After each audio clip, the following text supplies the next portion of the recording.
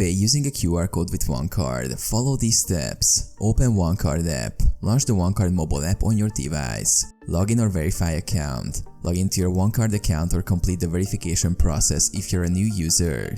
Access payment section. Look for the payment section or an option like scan and pay within the OneCard app. Scan QR code. Tap the scan and pay or similar option and use your device's camera to scan the merchant's QR code.